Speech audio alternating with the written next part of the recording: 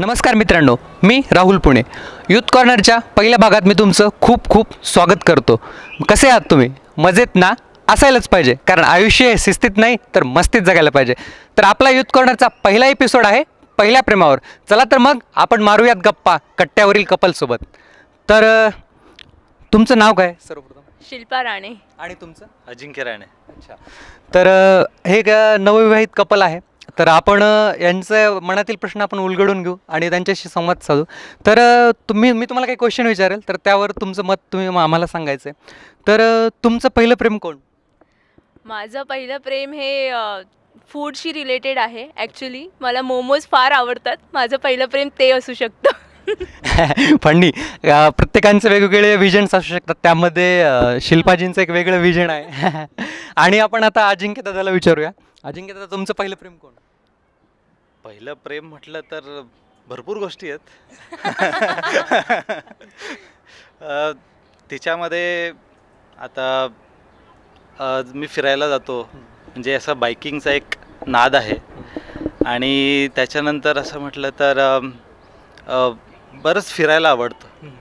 आणि बस बाकी तर असं पहिले प्रेम मुली तर फार आवडल्या होत्या. पण शेवटी आमची गाडी इथेच थांबली आणि ह्यापुढे जाऊ पण नाही. तर आपला एपिसोड पहिल्या प्रेमावर आणि पहिल्याच प्रेमाला स्किप केला. आता बोलायचं काय यांना, तर आपण आता क्रशवर बोलूया त्यांच्या. तर असा एखादा मुलगा जो तुम्हाला पहिल्या नजरेत आवडला असेल, असं एखादं क्रश तुमच्या कॉलेज लाईफमध्ये? ॲक्च्युली नाही, पण मी सगळ्यांची क्रश होते.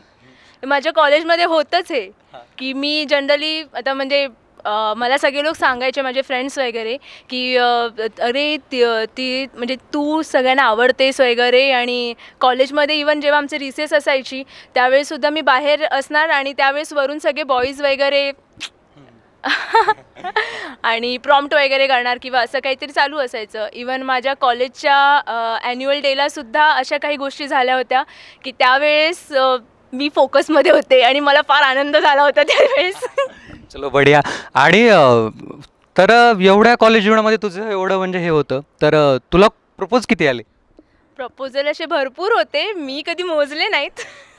आणि या आता तू भरपूर म्हणते, तर यामध्ये असं कुठलं असं एक वेगळ्या प्रकारचं प्रपोज होतं का कोणतं, की तुझ्या आयुष्यभर कायम लक्षात राहील असं? हां, एक माझा मित्र होता जो ॲक्च्युली मला प्रपोज करण्याच्या हिशोबानेच आला होता, पण मला आयडिया नव्हती त्याची.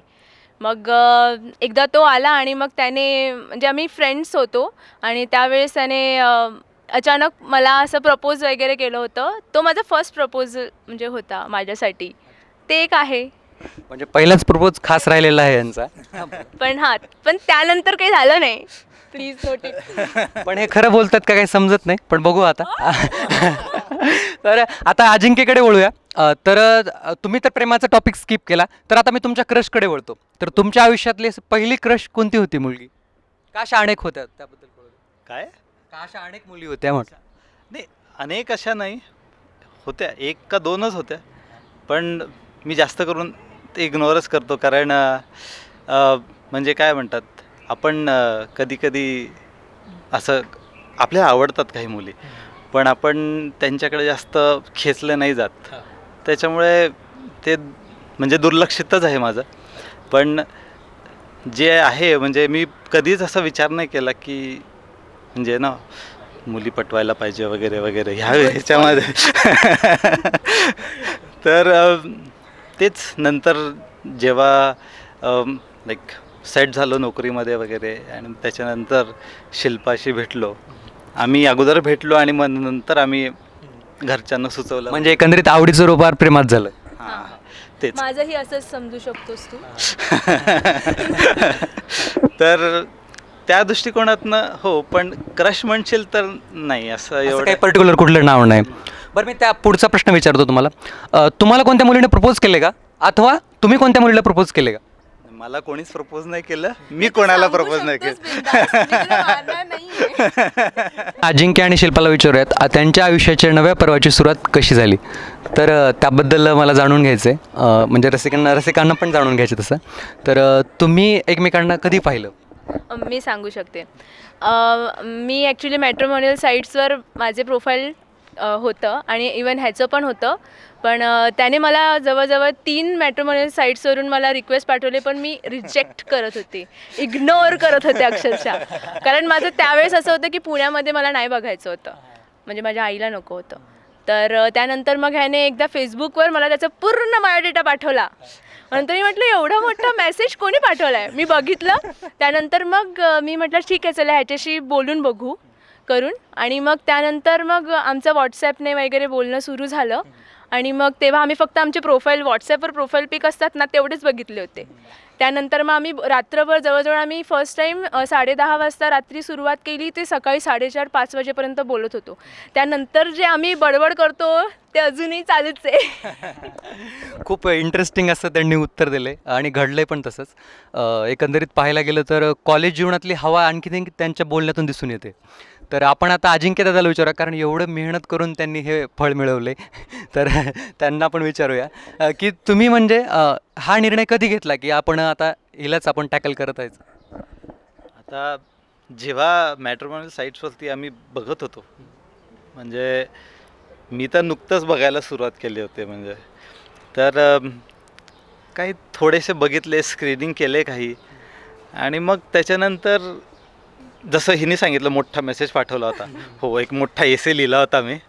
आणि बरेच दिवसानंतर ॲक्च्युली तिने मला त्याच्यावरती रिप्लाय केला. आणि मग नंतर मी पण रीच आऊट केलं. खूप माहिती काढली, खूप शोधलं हिला. म्हणजे गुगलवर सुद्धा शोधलंय त्याने मला, गुगलवर. फारच इंटरेस्टिंग आहे. अक्षरशः मला तिचा फोन नंबर नव्हता भेटत म्हणून तिला गुगलवरती सर्च केला. त्याच्यावरून ती मला दुसऱ्या मॅट्रिमोनियल साईटवरती मिळाली, म्हणजे तिचं प्रोफाईल. आणि मग तेव्हा कुठे जाऊन तो कॉन्टॅक्ट झाला. पण जे झालं ते म्हणजे फार वेगळं झालं माझ्यासाठी, तर फार खूप छान. आणि जेव्हा हिच्याशी बोललो, म्हणजे सुरुवातीला तर मी फक्त रीच आऊट करत होतो, पण नंतर जेव्हा आम्ही बोललो आणि आमचे थॉट्स एक्सचेंज झाले, आणि मग तेव्हा तो असं वाटलं की बाबा हां हीच आहे, अजून दुसरं कोणी ती जागा घेऊ नाही शकत.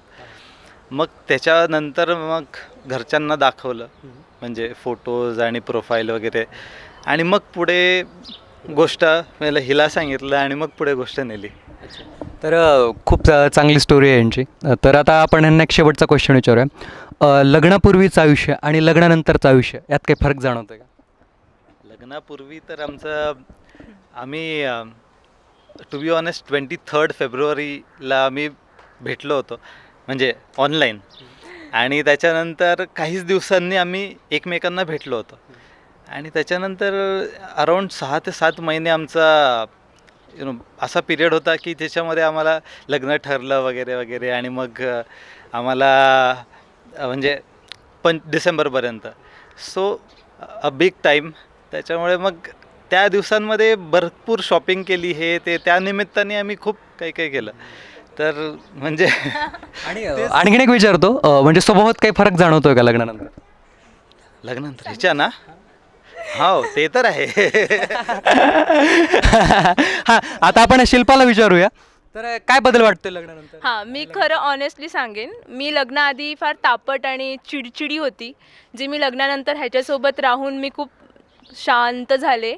ते एक मला खूप आवडलं की ह्याच्याकडून मला ही गोष्ट एक शिकायला मिळाली. अशा तर खूप साऱ्या गोष्टी आहेत, पण हे मला जास्त आवडलं.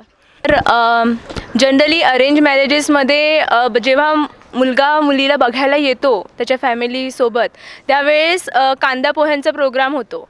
तर आमचं आधी असं ठरलं होतं की हा पुण्याचा आणि मी मुंबईची. तर पुण्याचं जनरली मिसळपाव हे जास्त फेमस असतं आणि मुंबईचं वडापाव फेमस असतं. तर मी त्याला बोलले होते की जेव्हा तू येशील ना तेव्हा मी तुला मुंबईचं एकदम अस्सल बोलतात ना, काय म्हणतात त्याला, स्पेशालिटी देणार म्हणून.